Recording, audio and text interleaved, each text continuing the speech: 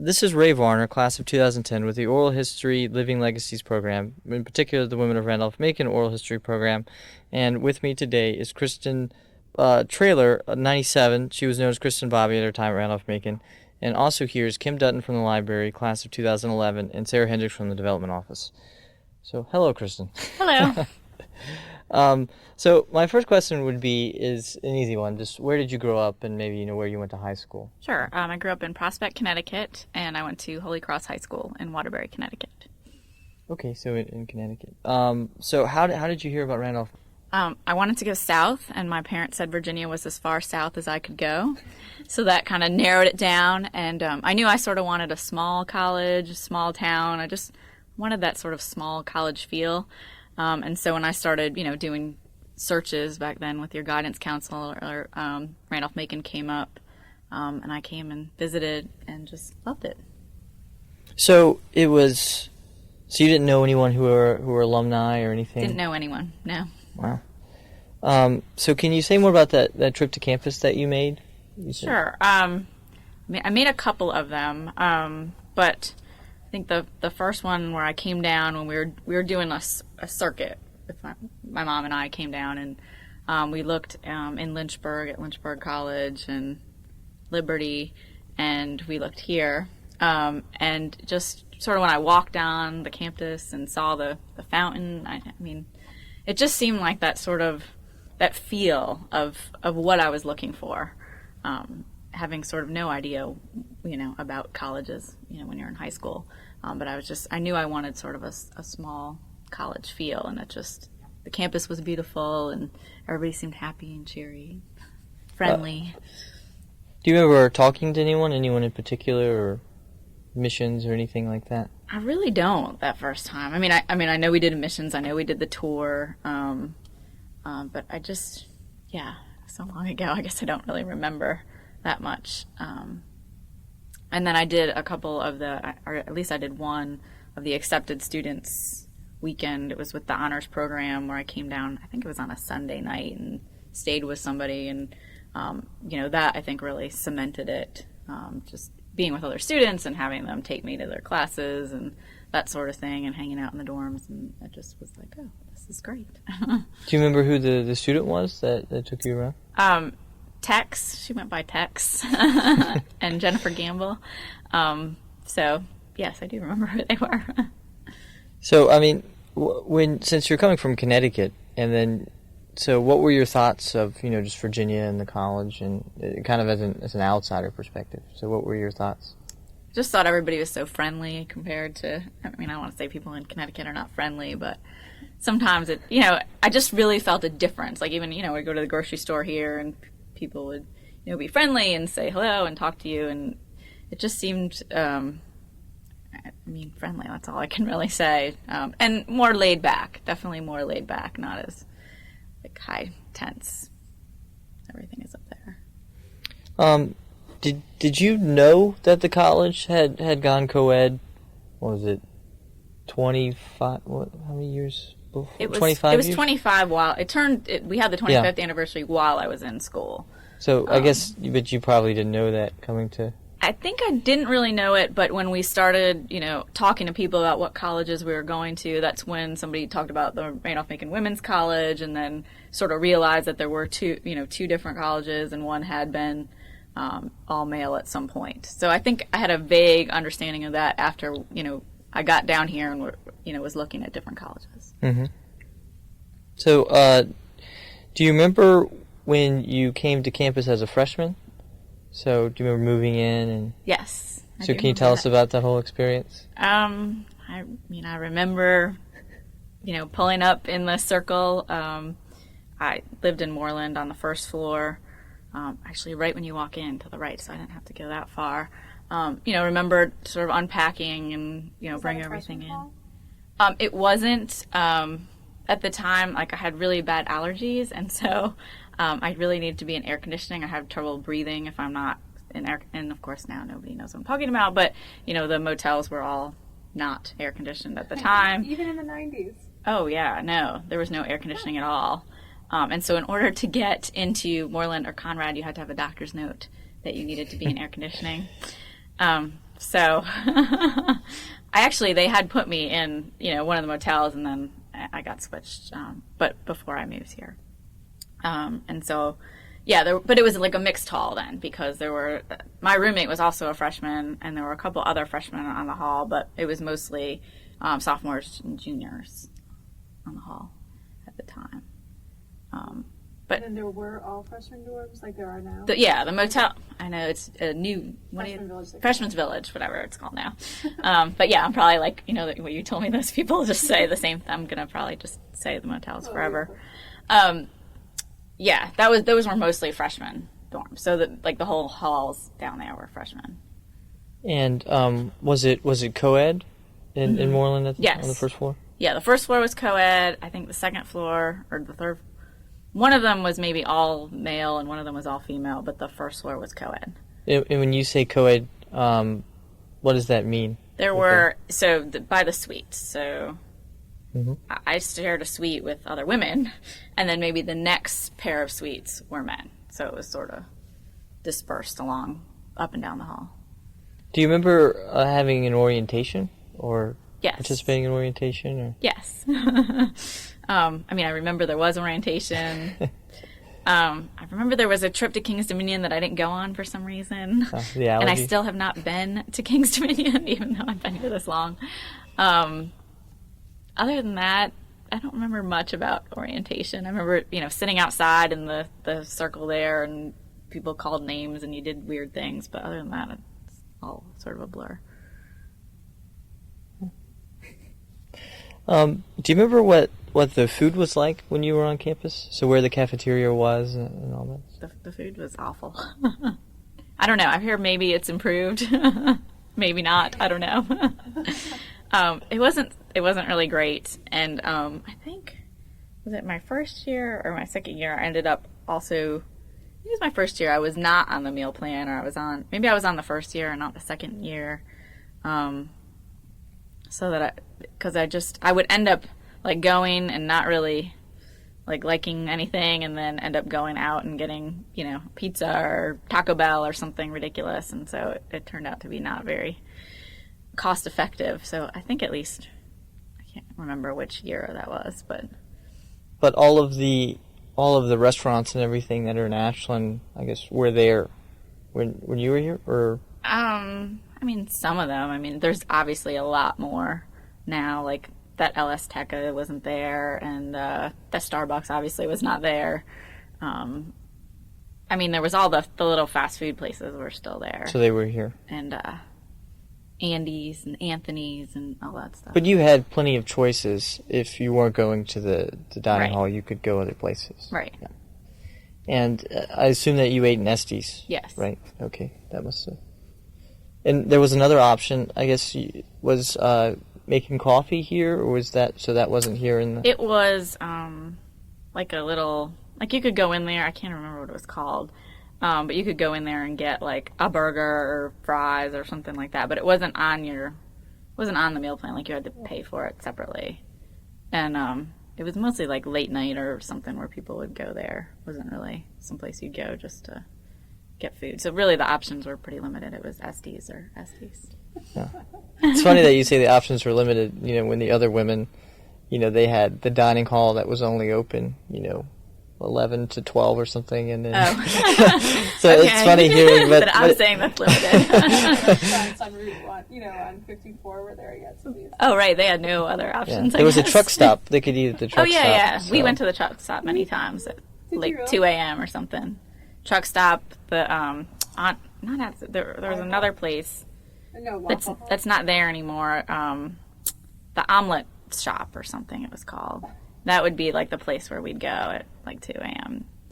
They had really good home fries, which were yummy. But anyway, hash browns. Do you remember any of the characters that might have been in the cafeteria or any of those? I remember Pearl, and besides Pearl, like she was the one that really stood out. And then, of course, Champ was always around, who I understand is still around here somewhere. So, but I'd say those are the characters that I remember. Can you describe Champ a little? He is still around. I know. if he liked you, he was like your best friend, and because he used to work at the I don't know if he still does, at that what is now Making Coffee, the place where you could go. So he used to work there, and if he liked you, he'd hook you up with whatever. And but if he didn't like you, like, watch out. Like, he was, yeah, he was like really mean if he didn't like you.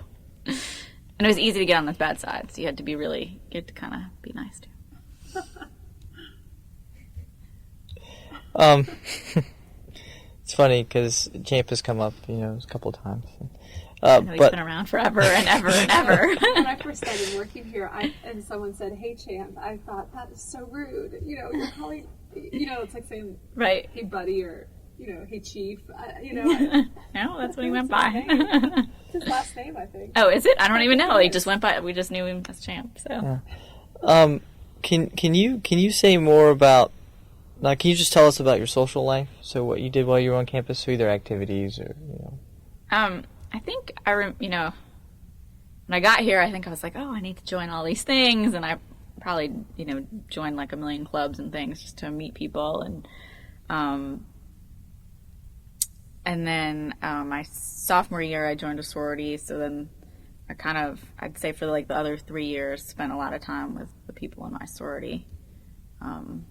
Which sorority were you in? Alpha Gamma Delta. And I'm still involved now. I'm an advisor, so I come back here a lot and help out with things. What else do you want to know? So, tell us about, your sorority experience. So, it was one of the best experiences that I've had here. I'm still close to, maybe not all the sisters, but a lot of people that I was here with. A couple of women were in my wedding. You kind of build. I think that was like the most bond forming experience with people, because we did so much together, and I think it's probably less now. It doesn't seem like the Greek life is as important now. At least there's not as many. Like before, it was like, I don't know, maybe like 60-70% Greek, and I think it's gone down to like 20% or something now. Not that low, but it's pretty low. I just know it's lower than it was. It was pretty much most people were Greek at the time, and now it seems like it's a little bit different.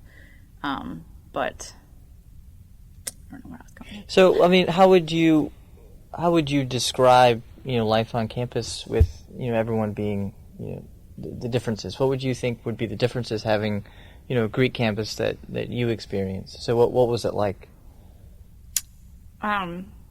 Well, even though most people were Greek, it didn't matter. I know there's all these rules now or I guess the rules were there, but we didn't follow them at the time.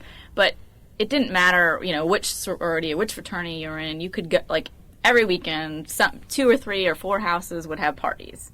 And they would have, like, a band, and it would be a big party. And you could go to really any house. It wasn't like, I know now you have to have there's the guest list. Technically, I think they had like a fake guest list. But now they don't, you really have to have a guest list, and they check you in and stuff. But you could just walk into any house. So it made it so much more like open, and there was less, I don't want to say like nitpicking between everybody, but less sort of, it didn't matter if you were an SAE or Theta Chi or Lambda or whatever, you could still go to anybody's party. And I think that sort of made the campus a little bit more, I don't want to say friendly, but again, I'm going back to my friendly thing. People got along more. It just wasn't a us versus them, because it was everybody's included. And even if you're non-Greek, you could still go to the parties, and it was just everybody was welcome, and it wasn't like you had to know somebody there in order to get an invite into the door, which I thought was really nice. Did you guys have like individual mixers, like with one sorority and one fraternity, that kind of thing? We did. That was back when you could actually do them at the fraternity houses, and now you can't do that. You have to get like a third-party vendor to do it, or unless you have non-alcoholic, and then I guess you can do it still. But yeah, there was some of that, mixers and stuff, and with funny names, and I can't remember what they were, but yeah. I think Theta Chi had the awful like hose and something else. It was just awful.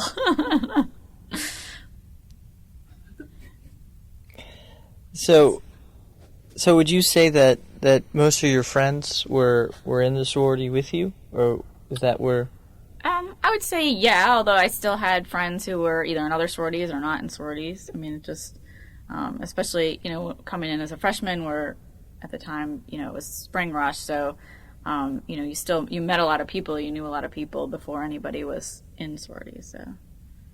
So who were your closest friends? And My friend Kate Walter, who's now Kate Nassauer, and Mandy Pollock, and I kind of went in, I don't want to say waves, but like there were people at different times where I hung out with more, but it didn't mean other people were not my friends. But so were they in the sorority with you, or? they were, yes. And then my friend Danielle Foote, who left after sophomore year, who I'm still really good friends with to this day. So Where did she go? she left to go to aeronautics school. She really wanted to be a pilot at the time, although now she's doing airport management, which obviously we didn't offer any sort of airport, sort of aeronautics here at Randolph-Macon. So she did leave after sophomore year, but and she was a Delta Zeta, and we were just like the best of friends. So still are. So, do you remember who your roommates were? Mm-hmm. My freshman year, her name was Colby Kimmons, and my sophomore year I was an RA. My junior year, Mandy, who I already spoke about, we lived in the sorority house together. And then my senior year, I was the president of the sorority, so I got a single. So I really only had roommates 2 out of the 4 years. So, what was your freshman roommate like? Did you get along, or? We started out getting along, then we kind of had a rift where we weren't really getting along. But we're I'd say more like acquaintances now, or Facebook friends or whatever. If I see her, we'll chat, but we're not like friends at the moment. So, but you stuck it out though, and you stayed together the whole year. We did, yeah. Okay. That's good. I think it's really hard, especially if you grew up never sharing a room with anyone like I did. I think it's really hard to all of a sudden be in a room about the size of this, a really tiny room with another person that you don't really know. But I guess everybody does that all the time. It's just, I think maybe if I grew up with a brother or sister who I shared a room with, maybe it wouldn't have been as big a deal. I was just very used to my privacy and being able to do what I wanted when I wanted, and having nobody interrupt my sleep or that sort of thing. So what was it like being an RA? It was a good experience. What's it like? Were you a freshman? Yeah. On a freshman hall? I was actually on the 3rd floor of Moreland, so I had all women, but they were upper class women. So they were older people you had to... Yeah, so that was a little bit more difficult. And I like to go out and party like everybody else, and so it was sort of like, well, go do what you want to do off the hall, just don't do it on the hall to everybody, kind of thing. But I like doing sort of like having the programs and things. Like I had to plan, I don't know if they still do that now, but I was in charge of planning so many different programs for people and doing that sort of thing. Well, what do you mean programs? Like you had to have programs, like you had to have like speakers, or you had to have like activity. I mean, you had to like plan things for the people on your hall. Okay. Yeah. I didn't like being you had to be on duty like once a month, where you had to like walk around and patrol the halls. I didn't really like that. I don't think anybody really liked that. But I like being there to, if people had like questions or issues, I kind of like that part of it, to help, more of the helping people as opposed to busting them for something.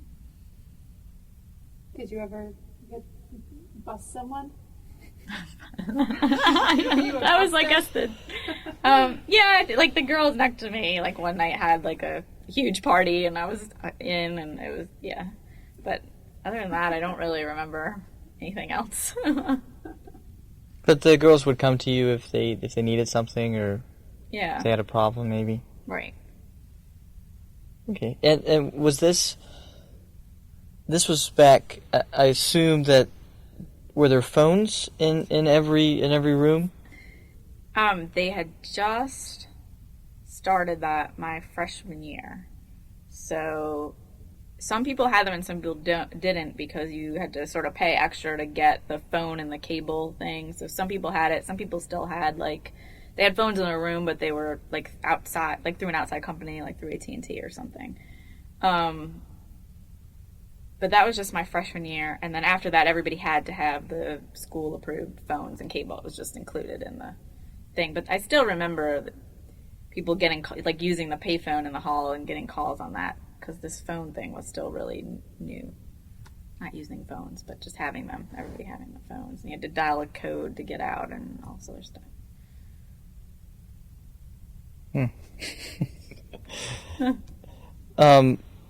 So you mentioned that you lived in the sorority house. Mm-hmm. So, I mean, what is that like, living in a sorority house? It was a lot of fun. It was kind of nice to, come in and have, at any given time, a bunch of people, like, sitting around the couch that you could talk to or hang out with, or, of course, there was the thing, people are dirty and whatever, leave their dishes in the sink or that sort of thing, but, how many girls were in the dorm? Not the dorm, the house. We had like 12 or 13. That's a lot. Maybe but 1, 2, 3, 6, 9. Maybe I'm thinking there was more, but yeah, it was only about 9 people. But people would always, be there hanging out. I mean, you didn't have to live in the house to be there, so that was kind of nice. And it was nice having a house and, like, more room to spread out, and not just being in a one little room. If you want to go in the living room or the back porch, or you just had more space. But sorority house isn't as crazy as a fraternity house, so to speak. I guess it's not. Yeah. Or would you say it is? I don't know. No, I would say it's definitely not as crazy, and, definitely not as dirty, and, yeah, definitely not as crazy. Do you guys have alcohol in the sorority house? No, we cannot. No. Technically. Don't want to get anybody in trouble, so just say no. And why were you living in the house? Just did you mention that? Oh, well, it was by, like, what positions you had, and then you had, like, first, opportunity, and then if you didn't want to, then other people would. So it was just by the position that I had, and then my senior year, I was president, I had to be in the house. Oh, so you were president. I think that's what you used. Yeah. So what are the duties of a sorority president? I mean, what do you... I mean, you have to make sure everybody's doing what they're supposed to do, and I mean, we have all these, you have to do all these reports and these, activities, and you had to, there's just, it sounds crazy, but there are so many things that you have to do. I mean, it's almost like running a business, because there are, besides, like, the reports and all that other things, we had to have so many social activities, so many non-social activities, so many, sorority approved, things, plus you've got to do initiation and, that sort of thing. I mean, there was just a lot of things to make sure that everybody was doing their jobs. And then, be a leader, and then attend, various meetings, and then things on campus, or, if you had all the presidents of sorority would have to, and fraternities would have to go to certain things. So it was really, it was a lot of work, but I think it really helped sort of prepare me for life later on, and being able to manage people and that sort of thing. Yeah, makes sense. So I imagine that there were no visitation policies while you were at Randolph-Macon? What do you mean? Well, so back in the 70s, women, only in the women's dorm, women would have curfews, they'd have to go back or whatever. That was only at first, and they kind of did away with that. But also at the same time, they wouldn't allow men in the dorms in certain hours. So, obviously that wasn't the case since you lived in a co-ed dorm. Right. So it wouldn't be that way. But I think it might have been that way in Mary Branch. Because that was so they might have women. Like, it may have been that men weren't supposed to be in there or something. But again, nobody was. Let's say if there was some sort of policy, nobody was enforcing them. Yeah, I'm really just telling you that there was a policy. Okay. So there may have been one. But it just sounds, obviously. To you, like, how would you have handled that if there had been a visitation policy? Would you? I mean, obviously, would you have liked it? No. Yeah. I mean, that's kind of, I guess, what I'm trying to get at. It's just that, it even sounds ridiculous to you. Yeah, and that's only, 25 years later. Right. That, so it's kind of... People are hanging out all the time. Like, you might be hanging out in dorms, guys and girls together, so it wasn't like if you had a visitation policy, then what? The first year, people got kicked out for it. Wow. Yeah. Which is totally wild. Of course, there was no visitation policy, and the boys, Of course. They didn't have a curfew. Of course. Just the women. Yeah. So switching kind of to academics now. So did you come in thinking that you would major in something? Yeah, I was interested in the sociology department. I really thought I wanted to do something sort of criminal justice-like, and I know sociology, at the time it was just sociology, but, they had a lot of classes that were along those lines. So I sort of knew coming in that that's what I wanted to do, and that was my major. And then I took a lot of psychology classes also, because I also liked psychology. And I think it was my senior year when I looked at it or maybe it's your junior year, whenever you go to declare the major minor, I noticed that all I needed was like one more class and I could be a psychology major also. So I ended up being a double psychology, sociology major. Do you remember who your advisor was? Howard Davis, who passed away. He was the head of the political science department, as well as the head of the honors program. And I was in the honors program, so that's why he was my advisor, I think. Yeah, and what was the honors program? You don't still have the honors program? We do. Oh, I just okay. wanted you to... It was, I guess this, smaller group of people that were in this program, and your grades had to be a certain GPA, and you applied to get in before you got here, and then you had to maintain a GPA, and you got to take lots of really cool classes, usually in J term. I took it's about fairy tales, and one all totally about the Canterbury Tales, and just you got to take really interesting classes, and so it was, overall a good experience. And they did things too. Like I remember we'd do a trip here. We went to the Barksdale Theater, things like that, and the Chenerys, who I don't know if they're still involved in the honors program or not, but they would sponsor a lot of things, and once a year you'd go to their house for a party, and so it was a good experience. So do you, when you think about your academic experience, are there any people that stand out to you that maybe were mentors, or obviously your advisor, but maybe other than that? Professor Fitzgerald, who also actually passed away while I was here. She was Charlottesville. Yeah, she was a sociology professor, and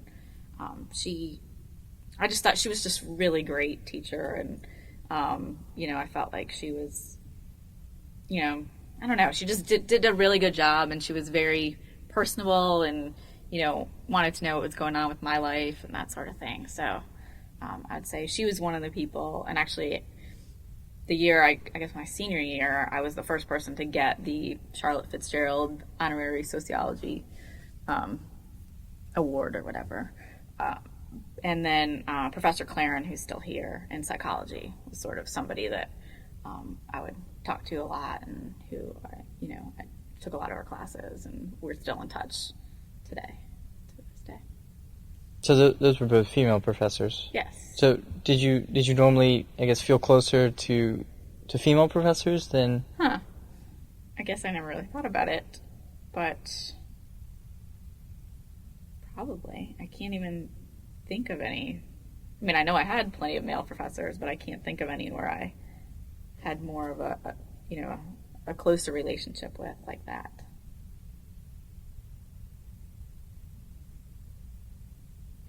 I was just... Didn't mean to judge or anything. No, actually, Professor Gunther, who was only here, I think, for like a year or two, who taught some sociology classes, like evening classes, and I was also close with him, but then he was not here very long, so after that, I think. So- there, I thought of a male professor. I think it's just interesting because, maybe the women in the past, there was B.J. Seymour, and then the French professors, I guess Hilliard came, but other than that, those were the female professors on campus, so I think it's great. It didn't come to like 78, 79, so the first couple classes of women. Oh, they didn't have any. Well, was B.J. Seymour she was still a professor, just and she one. was, but that was, if you didn't take a religion class, then you didn't have a Right. female professor, and it's really interesting that, later on, it sounds like a lot of your professors were female. They were. Especially in psychology. Most, if not all, were female at the time. I think maybe there was one male that I did not take. But yeah. So- Definitely a mix. And you kept, your advisor was a political science advisor, you just kept him as your advisor? I or- think it was because of the honors program. I think that's why I was assigned to him. Okay. But because I was also in the pre-law society, and he was the head of the advisor for the pre-law society at the time, it also made sense. Okay. Yeah, that makes sense. So, what did you do right after graduation? Went to law school. Okay. So, where did you go to law school? Quinnipiac in Connecticut. Oh, so you went back to Connecticut. Okay. I guess did you go through law school and then did you become a lawyer, I guess? Or Yeah. I actually, what I looked into was I really wanted to join the FBI when I got out of college. And so I looked into that, and at the time, the qualifications were you either got a law degree or you worked in a related field, like a police officer or something, for 3 years. So I decided to go to law school, and that's when I went to law school, and then I got out of law school, and then I was like, oh, well, now I'm, a lawyer, I might as well practice law. And so that's kind of what I did, and I never got back to the FBI dream that I always had.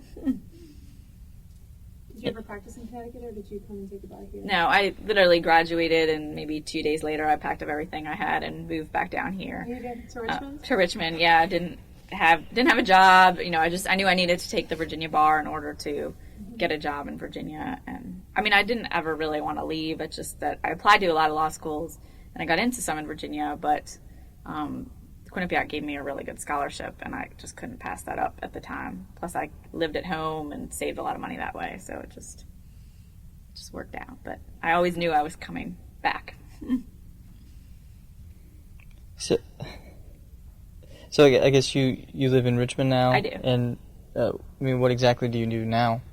I work for McGuire Woods. It's a large law firm.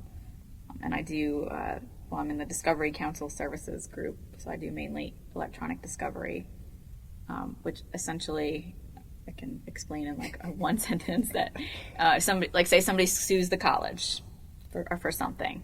What they want is they want to get all the emails that maybe the professors were writing back and forth, or the administration was writing, or some paper files, or their Word documents. Whatever. They want to get those documents because they think that there's somewhere in there some sort of smoking gun.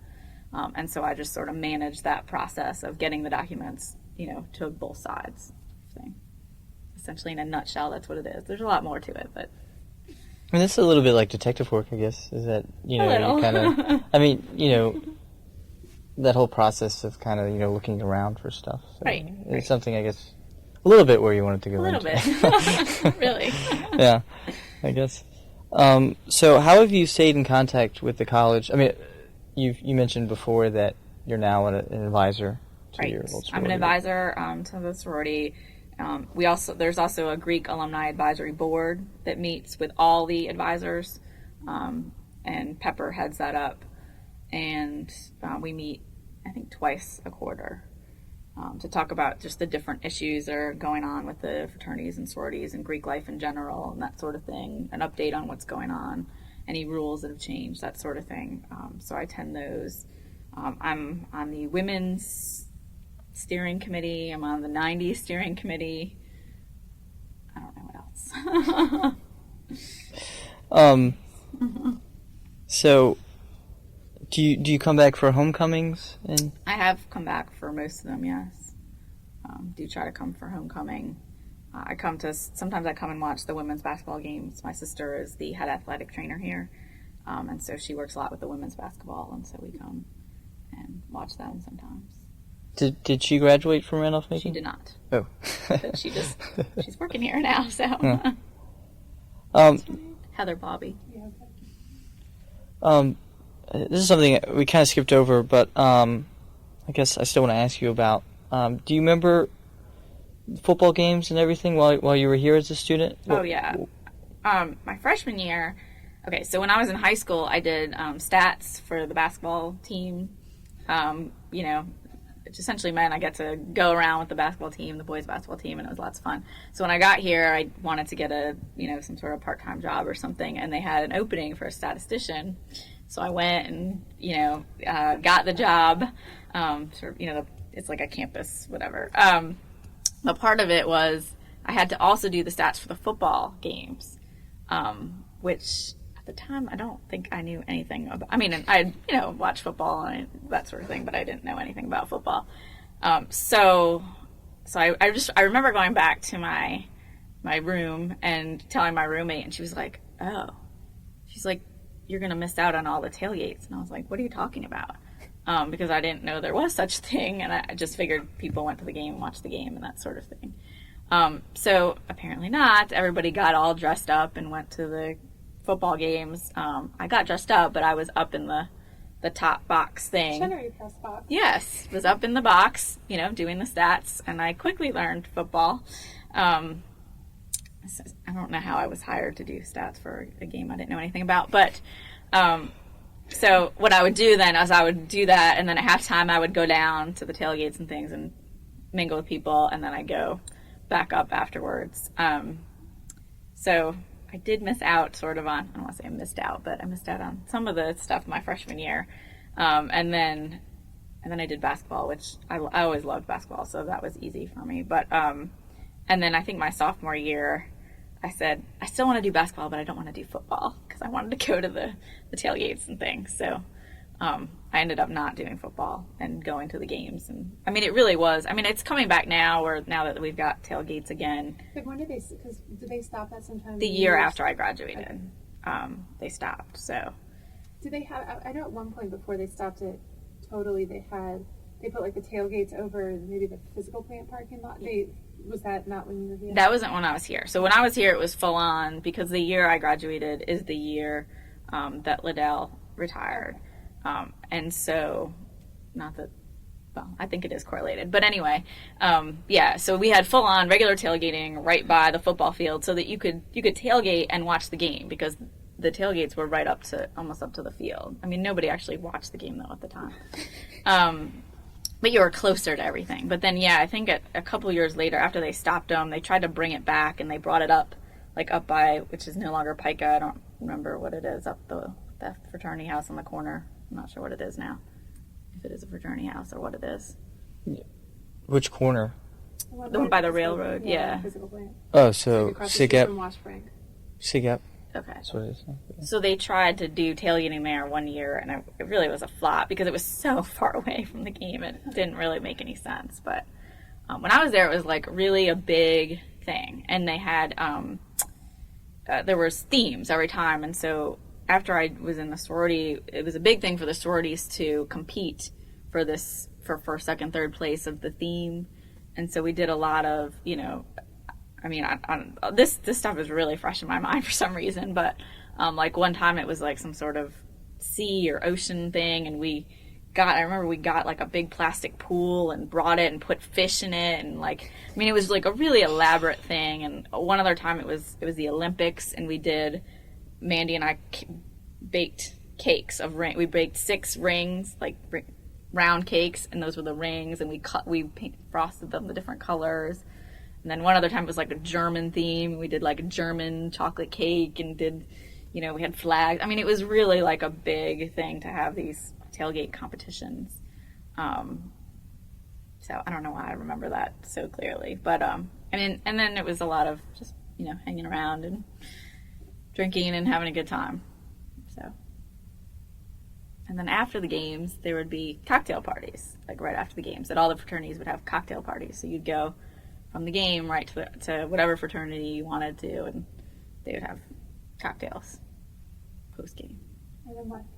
and then you'd go back and like pass out for a couple hours because then the party started up at like 10 o'clock. So you had a little window in there to maybe eat some dinner and get some rest and then start up all over again. Like a good day. Yeah, I mean it was, and you started at like 11 a.m. because that's when the tailgate started. So it was a long day, but it was fun. Were alums around during all of this, or did they go home after the cocktail parties? Did you interact with them? Because of course there are lots of alums at tailgates. I mean, I remember mostly just like homecoming. I mean, I guess there were other alums there at other games, but I think homecoming in Hampton-Sydney is when there were most alums were there. That I remember alums actually being there. So, but yeah, I mean, you'd hang out with them and then chat with them. And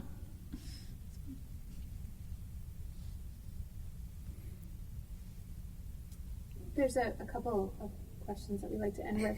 I mean, one is you obviously knew you were coming up here for this oral history, and when you were thinking about your time at Randolph-Macon, of course our questions don't touch on everything, but is there anything that you were thinking about that, any memory or story or anything like that you'd like to say? you know, every time I come here, which I feel like I come here a lot for things, I'm always thinking about, you know, how it was when I was here, and I know that you just cannot go back. It is not the same at all from when I was here. But it always just brings back just lots of, you know, mostly good, positive memories. You know, I feel like I'm very connected to the college, and I think that's why I have, you know, stayed involved and, you know, continue to do things to this day. I actually looked at some old pictures last night there was one I was trying to remember. It was because when I was here, we had the 25th anniversary, and I remember we had the tailgate float, and our float, it had to be themed on the 25th anniversary of women. And I went back and looked at it, and we had done like signs from like 60s, 70s, 80s, and we had, you know, people dressed up in the different decades and things. And I don't know, for some reason that's what I was thinking of.